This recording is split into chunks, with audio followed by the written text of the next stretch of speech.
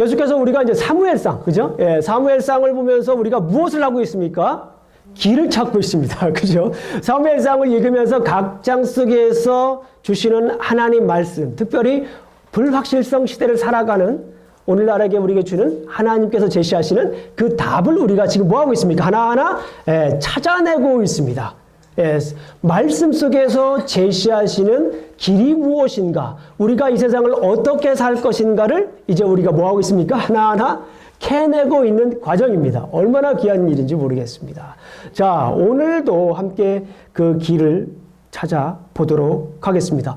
오늘 본문에 있는 말씀, 특별히 오늘 우리가 찾아야 할 그 길은 우상과 관련되어 있습니다. 무엇과 관련되어 있다고요? 우상. 예, 우상과 관련되어 있습니다. 그러면 우상이 뭡니까? 우상. 예. 우상이 뭐지요? 예. 그 사전적인 의미를 보게 되면 우상은 물질적이든 상상 속의 것이든 열렬한 정성의 대상인 형상의 표상이다. 말이 어렵죠? 그래서 우리가 뭔가 만들어낸 거예요. 우리의 열정으로, 우리의 이 열망으로 우리의 것을 만들어 놓고 그것을 뭐 하는 거예요? 예배하는 게 그게 우상인 거예요. 쉽게 말씀을 드리면 그것이 이렇게 나타난 것이 우상이라고 합니다. 그래서 이 우상의 원어를 보게 되면 비실제라고 하는, 진짜 있는 것은 아니다라고 하는 그런 의미를 가지고 있어요. 이게 일반적으로 우리가 알고 있는 우상에 대한 정의입니다. 그런데 이것을 성경적으로 봤을 때, 그죠? 성경적으로, 성경의 창세기부터 계시록까지 흐르는 성경적인 개념으로 봤을 때 우상이 뭔가라고 하는 것은 매우 또 중요해요. 이것을 우리가 저뿐만 아니라 많은 목사님들이 이렇게 얘기를 합니다. 하나님보다 더 좋아하는 것. 쉽게 말씀을 드리면 하나님보다 더 좋아하는 것, 하나님보다 더 중요하게 생각하는 것, 하나님보다 더 가치 있다고 생각하는 것을 우리가 뭐라고 합니까? 우상이다라고 이렇게 얘기를 하고 있습니다. 그러면은 이것이 정의도 중요하지만 중요한 것은 오늘날 우리가 개인적으로 그런 우상인 한번 생각해 봐야 돼요. 오늘 이 시간에 개인적으로 내가 더 좋아, 하나님보다 더 좋아하는, 쉽게 말씀을 드리면 우리 남편이 어느 때 보니까 남편이 제발 제 생각에는 그러길 바라는데요. 하나님보다 더 멋있어 보일 때가 있어요. 간혹은 좀 그랬으면 좋겠어요, 제 생각에.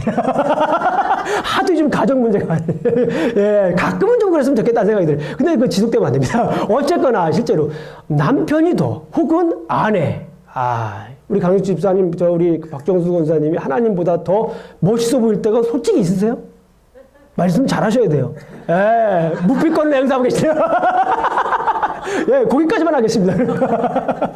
예, 이런 것들을 한번 생각해 봐야 돼요. 하나님보다 더 가치 있다고, 더 중요하다고, 내 삶 속에서 첫 번째 이렇게 top priority, number one priority로, 첫 번째 우선으로 와 있는 것이 있으면 그것이 우상이 될 수도 있다는 것입니다. 그래서 오늘 본문을 가만히 읽고 묵상을 해보니까 우상을 버릴 수 있는 방법에 대해서 오늘 본문에서는 뭐하고 있다? 이야기를 하고 있다. 자, 뭡니까? 우상을 버릴 수 있는 방법. 우리가 우상과 우상의 영향을 받지 않고 이 시대를 살아갈 수 있는 방법을 오늘 본문에서는 뭐하고 있다? 얘기를 하고 있다. 그 얘기한 것에 답을 한다면 우리는 불확실성 시대에 살아갈 수 있는 뭐를 찾는 것이다? 길을 찾는 것이다. 라고 이렇게 정리가 할 수 있습니다. 그래서 오늘 본문에 있는 내용들을 한번 살펴볼 거예요. 예, 다른 곳이 아니라 성경 말씀에 우리가 깊게 한번 들어가 봐야 돼요. 성경 속으로 우리가 뭘 해야 됩니까?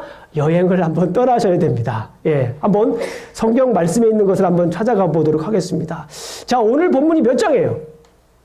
5장입니다. 목사님 저 편 너무 민망하게 물어보시는 거 아니에요? 예, 오늘 본문은 5장입니다.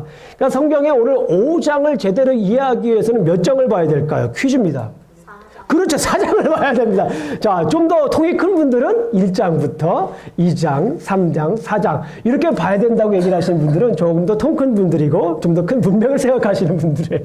자, 어쨌거나 이 오늘 5장을 좀 더 우리가 살펴보기 위해서는 4장을 살펴봐야 됩니다. 지난주에 살펴봤지만 4장부터 6장까지는 약간 우리가 좀 독립적인 그런 단락입니다. 뭐에 이 얘기를 하고 있다고 그랬습니까? 언약궤에 관한 이야기를 하고 있어요. 4장, 5장, 6장은 무슨 얘기를 하고 있다? 언약궤에 관한 이야기를 하고 있습니다.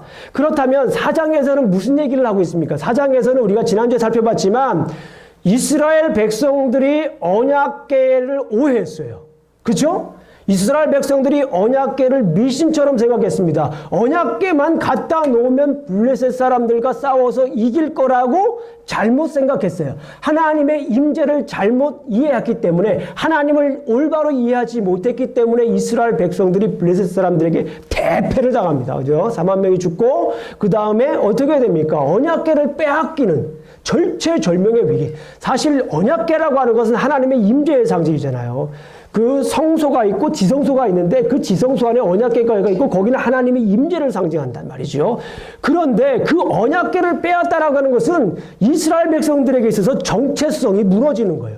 더 이상 이스라엘 백성을 이스라엘 백성이라고 얘기할 수가 없는 상황이에요. 4장은 그렇습니다. 그런데 제가 집에서 가만히 성경을 읽으면서 이 4장과 5장이 어떻게 연결이 되는가 고민하면서 성경을 읽었습니다. 그래도 답이 안 나오면 어떡할까요? 계속 성경을 읽습니다, 저는. 성경을. 다른 참고서를 보기 전에 성경을 계속 읽어요. 그러면 성경 속에서 주시는 말씀이 나오는데 그것이었어요. 이거 이 생각을 보고 저는 너무나도 막 소름이 돋았어요. 여러분들은 뭐 추워서 소름이 돋을지 모르겠지만 저는 이 말씀을 듣고서 막 소름이 끼쳤어요.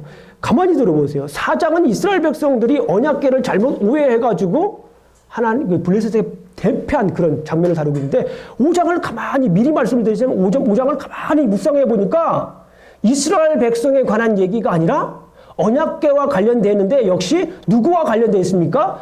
블레셋 사람들하고 관련이 되어 있다라는 거예요. 이스라엘 백성들이 아니라 블레셋 사람들과 관련이 되어 있어요. 4장에서는 이스라엘 백성들이 언약궤를 오해했어요. 그런데 5장에 가보니까 이스라엘 백성들이 아니라 블레셋 사람들이 언약에 대해서 오해를 하고 있는 거예요. 이해가 되시죠? 이것을 알게 되면 오늘 본문 5장의 내용이 그렇구나 하나씩 풀어져 가는 것을 우리가 이해할 수가 있습니다. 그러니까 미리 말씀을 드리지만 4장과 5장, 6장이라고 하는 것은 마치 오답노트와 같아요. 우리가 무슨 시험을 볼 때 잘 맞는 것은 우리가 틀리질 않아요. 그런데 틀리는 것은 뭐예요? 계속 틀려요. 그래서 내가 틀리는 것을 따로 정리를 해요. 그걸 오답노트라고 해요. 그래서 이렇게 따르고 이것은 이렇게 틀렸으니까 다음엔 틀리지 말자 해서 이렇게 오답노트를 정리를 해요. 정리를 하고 나중에 시험 볼 때 이거 아는 거 다 보는 게 아니라 틀린 거 위주로 공부를 하는 거예요. 그럴 때 그 틀린 거 위주로 이렇게 공부하니까 어떻게 될까요? 점수가 올라간다. 그런 분들은 점수가 올라가는 거예요. 오늘 본문도 마치 그런 거예요. 그러니까 이스라엘 백성들이 실패한 거, 블레셋 백성들이 뭐 한 거? 실패한 거를 기억하라는 거예요, 하나님께서. 그거를 통해서 하나님께서 하나님의 임재 훈련을 시키는 겁니다. 4장, 5장, 6장은 언약궤를 중심으로 이루어지죠. 언약궤는 하나님의 임재를 얘기를 하죠. 그러니까 8장, 7장의 부흥 사건이 일어나기 전에 하나님께서 우리에게 진짜 얘기하고 싶은 거, 진정으로 얘기하고 싶은 게 있는데 그거는 뭐냐면 언약궤를 통해서 나의 임재 훈련을 올바로 하거라. 그 얘기예요. 그 얘기를 하고 있습니다. 자, 한번 성경으로 들어가 보도록 하겠습니다. 오답노트. 어떤 오답노트인지 한번 말씀을 통해서 보도록 하겠습니다. 언약궤에 대한 무지. 블레셋 사람들이 심판을 받게 되는 이유가 있어요. 블레셋 사람들이 심판을 받게 된 이유가 뭐냐면 언약궤에 대한 무지였다. 이 말이 뭐냐면 이스라엘 백성들도 언약궤에 대해서 무지했지만 올바로 몰랐지만 블레셋 사람들도 역시 언약궤를 무지했기 때문에 그런 심판을 받았다. 이거 놀라운 것이죠. 자, 어떻게 무지했는지 한번 보도록 하겠습니다. 성경 말씀을 보게 되면은 이 언약궤를 블레셋 사람들은 전리품으로 생각했습니다. 전리품은 뭐예요? 전쟁에서 승리를 하게 되면 기념품으로 가져오는 거잖아요. 우리가 승리했다고 해서 가져오는 거잖아요. 이스라엘 백성들에게 있어서 이 언약궤는 너무나 소중했기 때문에 블레셋 사람들이 전쟁을 한 다음에 뭘 한 거예요? 이 전리품으로 언약궤를 가지고 온 거예요. 당시 고대 근동에는 이런 문화가 있었습니다.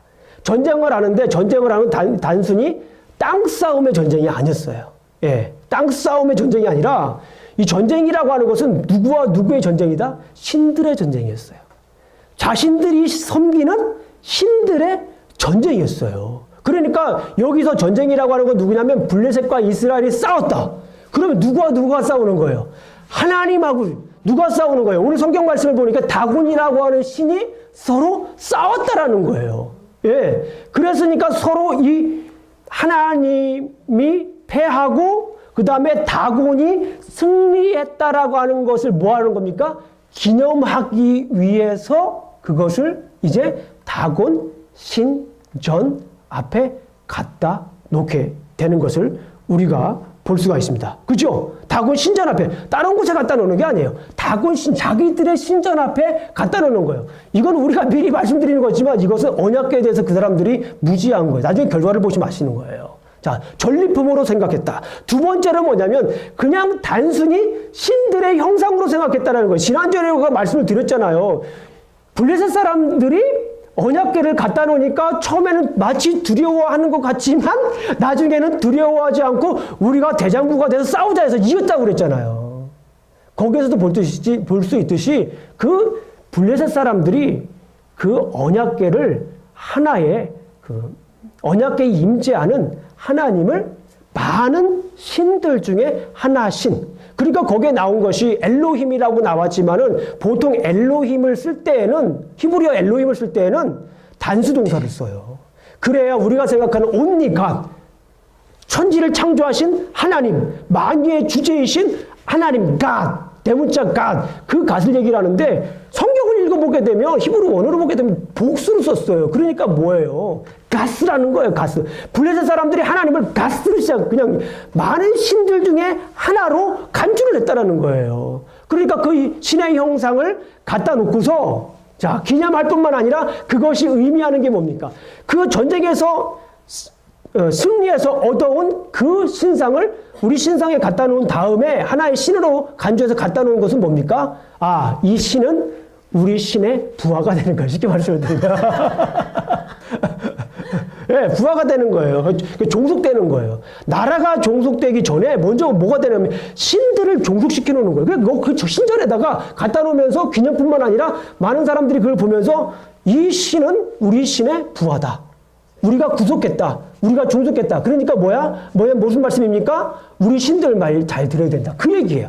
그것을 보여주기 위해서 굳이 그 다곤 신전 앞에 갖다 놓았다라고 하는 것을 우리가 볼 수 있습니다. 자, 이 무지의 결과를 한번 보겠습니다. 이 무지의 결과가 어떻게 되는지 한번 보겠습니다.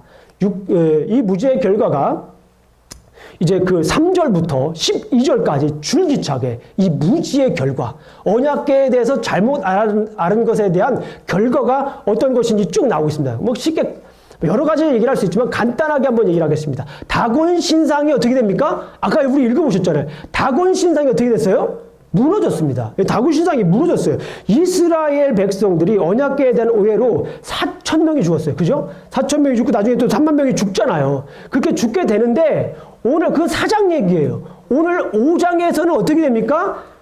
다곤 신이 엎드려진 겁니다. 무너져 버렸습니다. 다곤 신이 무너졌고 엎드려졌는데 참 그것도 성경 표현이 참 재밌습니다. 예.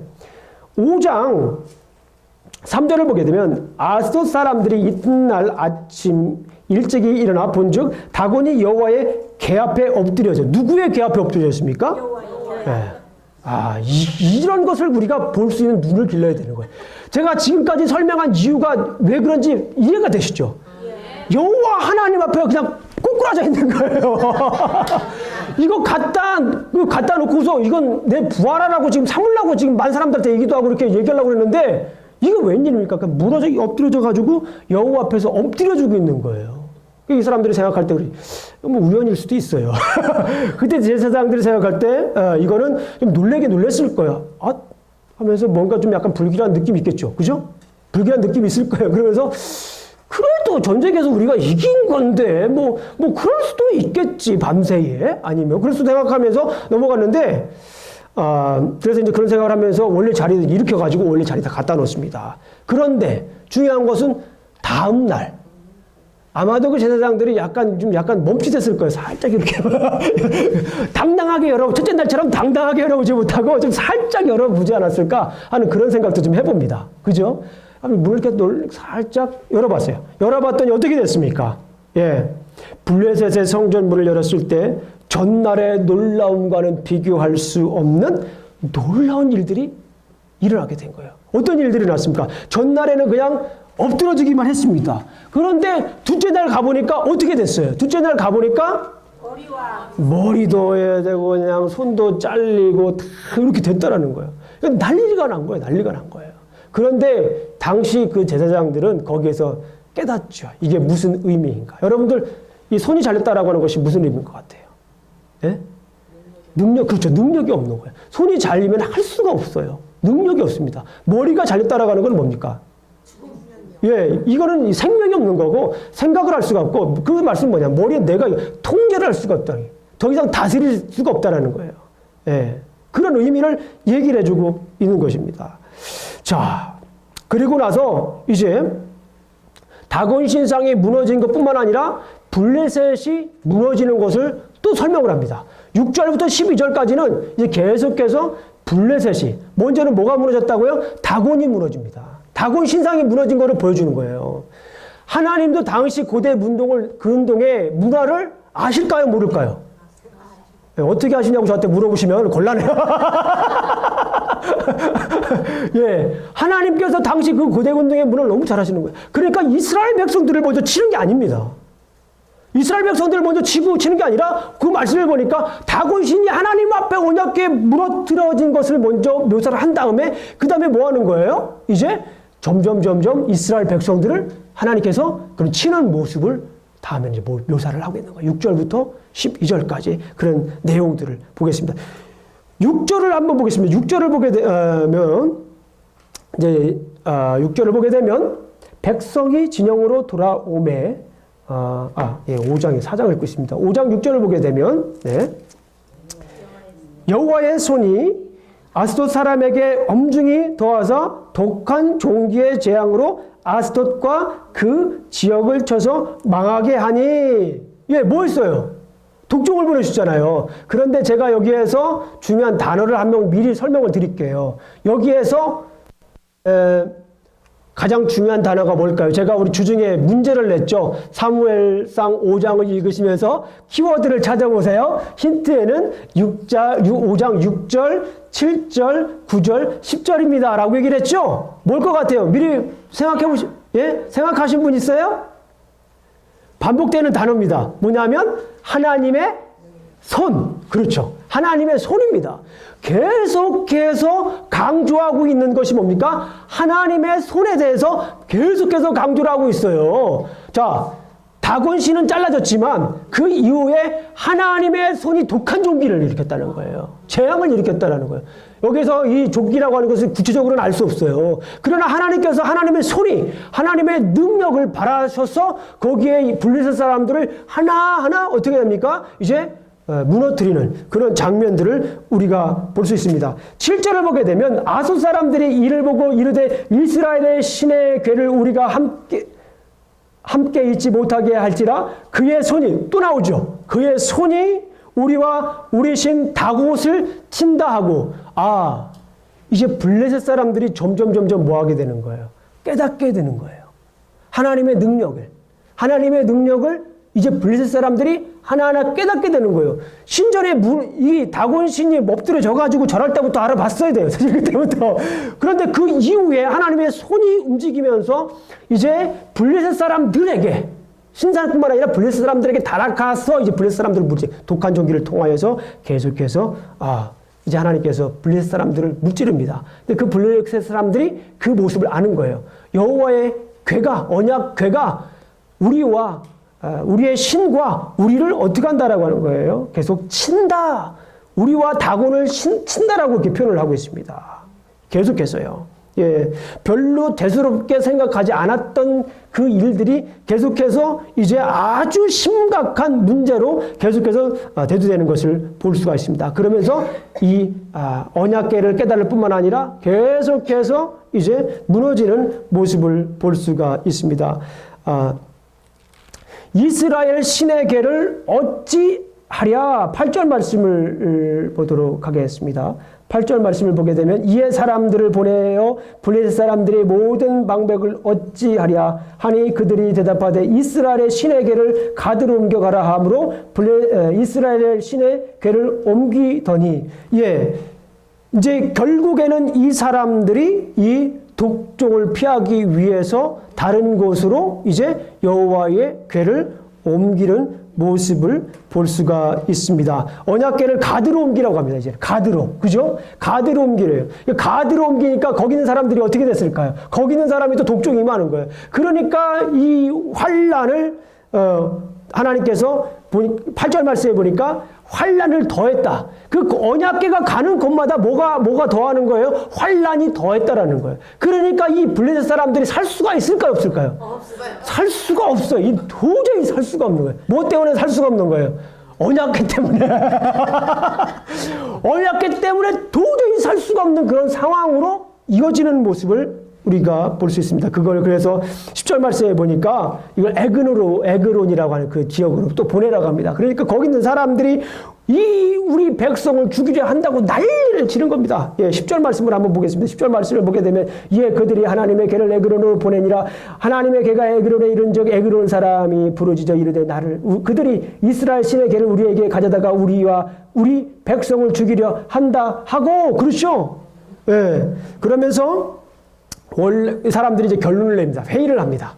회의를 하는데 결국에는 어떻게 합니까? 안 되겠다. 이 블레셋에 놔두면 우리 지역에 놔두면 우리 백성들 다 죽겠다. 그래가지고 어떻게 결론을 내리죠? 원래 있던 지역으로 원래 자리로 이제 보냅니다. 참 이것도 참 아이러니예요. 블레셋 사람들이 빼앗았어요.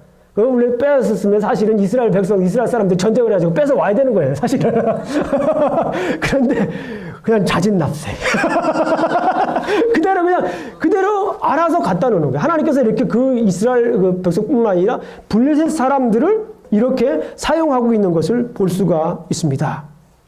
그러니까 여기에 있는 사람들이 그러면서 하나님께서 손이 엄중히 다스린다라고 하는 말을 깨닫고 이 사람들이 결국은 어떻게 합니까? 살아남은 사람들이 부르짖습니다. 살아남은 사람들이 부르짖어요. 뭐라고 하면서 부르짖었을까요? 살려달라고. 그렇겠죠. 살려달라고 막 부르짖습니다. 막 통곡하고 부르짖습니다. 이것은 사장과 또 굉장히 비교가 됩니다. 사장에서는 누가 막 그 소리를 질렀어요? 누가 막 울었습니까? 사장에서는 이 장로들이요. 사장에서는 장로들이 막 이 전쟁에서 일어나가지고 패하니까 막 울부짖지 않습니까? 실로 10절에 보니까 실로에서 막 예배 장소에서 막 부르짖지 않습니까? 막 사람들이 죽으니까. 자기 백성들이 죽으니까. 그런데 오늘 본문에 있는 말씀을 사장과는 조금 다르게 이제 역전시켜서 누가 막 블레셋 사람들이 이제 막 부르짖는 그런 장면들을 우리가 볼 수가 있습니다. 결국에는 이 무지의 결과를 보게 되면 다곤 신상이 무너지죠. 그런 다음에 블레셋 사람들이 무너집니다. 이것을 통해서 하나님께서 보여주고자 하는 얘기는 저는 그렇게 생각을 했습니다. 결국 블레셋 다곤 신은 하나의 뭐에 불과했다? 우상에 불과했다. 이것이 키라는 거예요, 저는.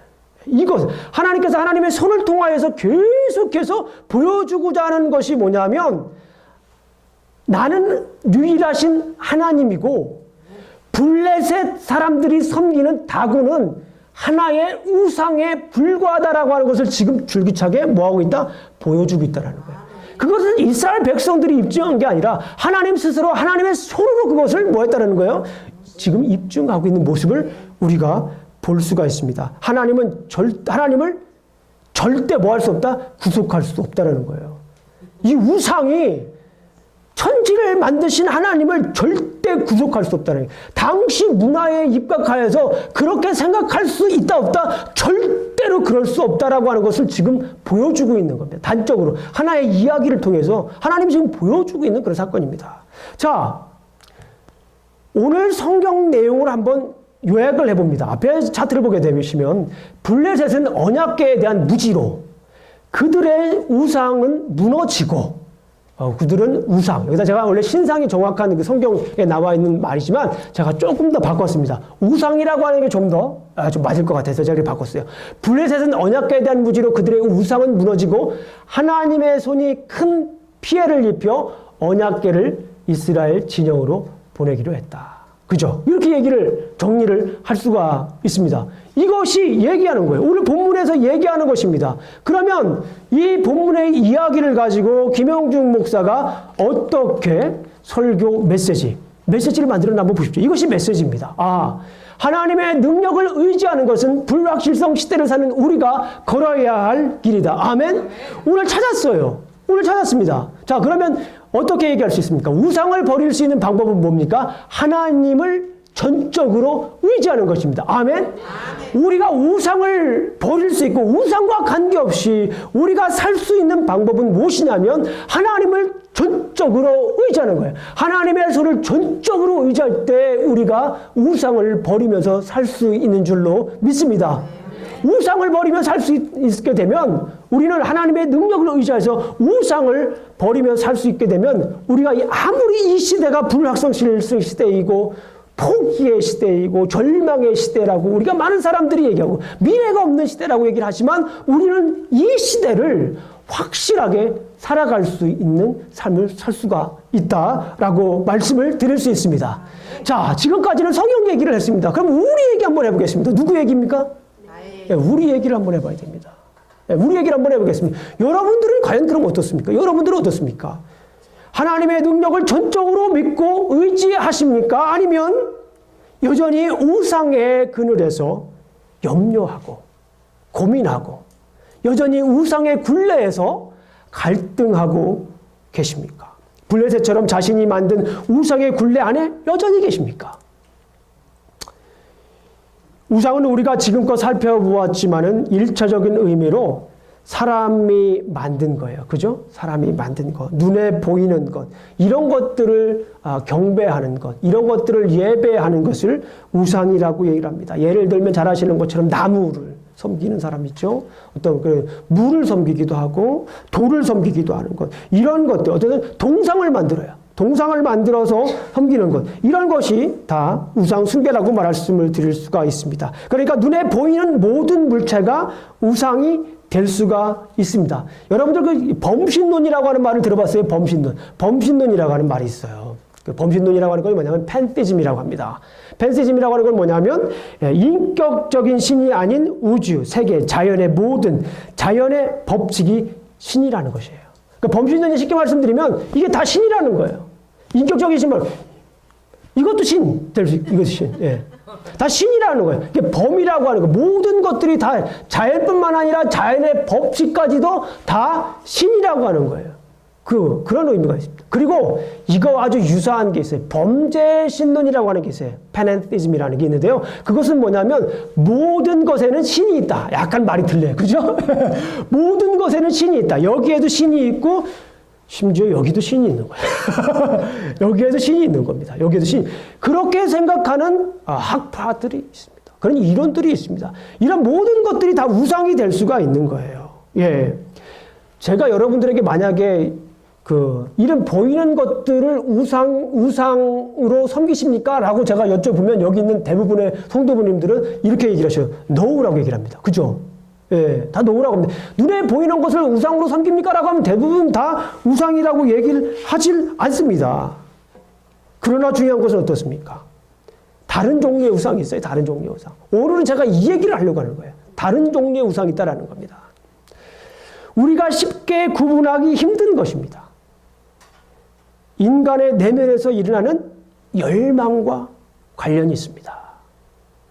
그 열망은 때로는 우리의 열정으로, 때로는 우리의 비전으로 나타나기 때문에 그래요. 우리가 쉽게 구분하기 어렵습니다. 이와 관련하여서 재산, 권력, 명예 등을 갖고 싶어 하는 지나친 열망이 우상이라는 거예요. 물론 우리에게는 재산이 있어야 합니다. 우리에게는 명예도 있어야 되고요. 그리고 우리에게는 또 권력도 있어야 됩니다. 그리고 힘도 있어야 돼요. 이런 것들이 왜 우상이 되기 쉬운지 제가 지금 설명을 드리겠습니다.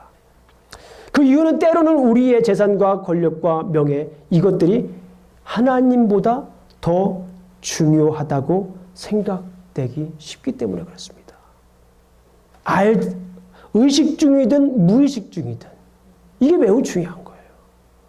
우리의 현실적인 삶과 직결되기 때문에 그렇습니다. 조금 더 제가 구체적으로 말씀을 드릴게요. 조금 더 구체적으로. 어떤 분들은 그렇게 생각을 해요. 돈이 없으면 살 수 없다. 목사님 돈하고 우상 무슨 상관이 있다고 얘기를 해요. 그렇게 얘기하실 수 있어요. 돈이 없으면 살 수 없다. 이것은 굴욕이라고 생각하기도 합니다. 그리고 더 나아가서 이 생각은 무시당했다라고 생각할 때도 있는 거예요. 그래서 어떤 분들은 그래요. 모든 일들을 다 보고 나서 결국 돈이었어. 이런 얘기하는 분이 있어요. 그리고 심지어 교회에서 일어나는 일들 속에서도 결국은 돈이었어. 이런 얘기가 자꾸 되면 이게 굉장히 여러분들 잘 보시면 이게 우상과 관련된 거예요. 이게요. 왠지 아십니까? 이 우상과 이것은 결국 돈이었어라고 하는 것은 쉽게 말씀을 드리면 누구로 인정하는 것이 아닙니까? 하나님으로 인정하지 않는 거예요.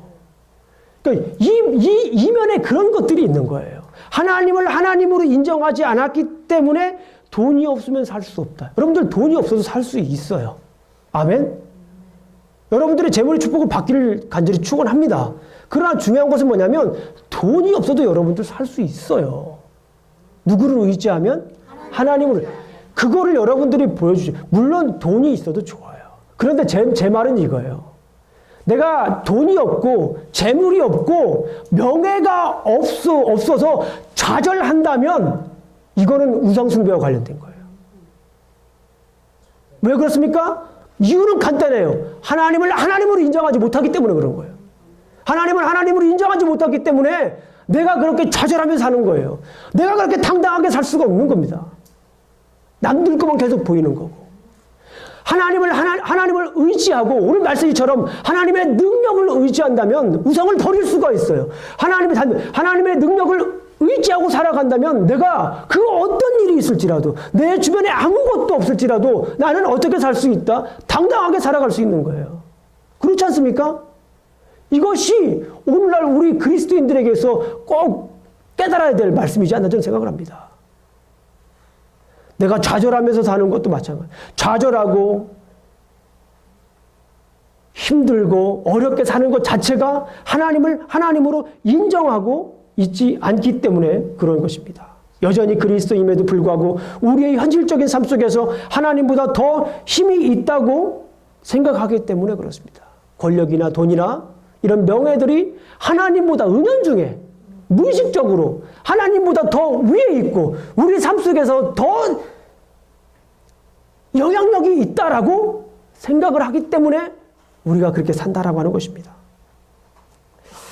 그리고 우리가 그렇게 생각하지 않았다고 할지라도 남들이 그렇게 생각하고 하니까 나도 그렇게 하지 않으면 시대에 뒤떨어진다고 생각하는 것도 있습니다. 그런데 이런 현상들은 왜 일어납니까? 블레셋 사람들처럼 하나님을 살아계신 하나님으로 인정하지 않기 때문입니다. 하나님의 능력을 의지하지 않기 때문입니다. 전능하신 하나님의 손을 의지하지 않고 다른 곳에서 답을 찾으려고 하기 때문에 그렇습니다. 다른 힘을 빌리려 하기 때문입니다. 자, 다시 원래 질문으로 메인 퀘스천으로 돌아옵니다. 우상을 버릴 수 있는 방법은 무엇입니까? 우상이 만연한 불확실성 시대를 살아가는 길은 무엇입니까? 이 질문 이것과 관련됩니다. 우상을 버리고 하나님을 의지하십시오. 하나님은 여러 신들 중에 하나가 아닙니다. 하나님은 유일하신 하나님이십니다. 하나님은 이 천지를 창조하신 하나님이십니다. 천지를 창조하시고 지금도 살아 계셔서 이 역사를 주관하시는 분이 바로 하나님이십니다. 그분을 의지하십시오. 그분께 달려가십시오. 주님을 붙잡으십시오. 시편 115편 2절부터 9절까지 있는 말씀을 제가 봉독해드리고 말씀을 마치도록 하겠습니다. 시편 115편 2절부터 9절까지에 있는 말씀을 제가 봉독해드리겠습니다. 어찌하여 문나라가 그들의 하나님이 이제 어디 있느냐 말하게 하리이까. 오직 우리 하나님은 하늘에 계셔서 원하시던 모든 것을 행하시었나이다. 그들의 우상은 은과 금이요 사람이 손으로 만든 것이라. 입이 있어도 말하지 못하며, 아멘. 눈이 있어도 보지 못하며, 귀가 있어도 듣지 못하며, 코가 있어도 냄새 맡지 못하며, 손이 있어도 만지지 못하며, 발이 있어도 걷지 못하며, 목구멍이 있어도 작은 소리조차 내지 못하느니라. 우상들을 만드는 자들과 그것을 의지하는 자들아 다 그와 같으리로다. 그러면서 마지막 절입니다. 마지막 절. 이스라엘아 여호와를 의지하라. 아멘. 그는 너희의 도움이시오. 아멘. 너희의 방패시리로다. 아멘. 기도하시겠습니다. 하나님 아버지 감사합니다. 오늘도 부족한 종이 말씀을 증거했습니다. 우리가 불확실성 시대를 살아가는 길을 찾았습니다. 당신의 능력을 의지하는 것, 우상을 버리고 당신의 능력을 의지하며 살아가는 그 길을 우리가 찾았사오니 아버지 하나님 우리 삶 속에서 우상을 버리며 하나님 당신의 능력을 온전히 의지하며 살아갈 수 있도록 지켜주시옵소서. 주님의 말씀 따라 우리가 당신을 의지하겠습니다. 우리가 고백합니다. 주님 당신은 우리의 도움이십니다. 주님 당신은 우리의 방패이십니다. 예수님 이름으로 기도합니다. 아멘.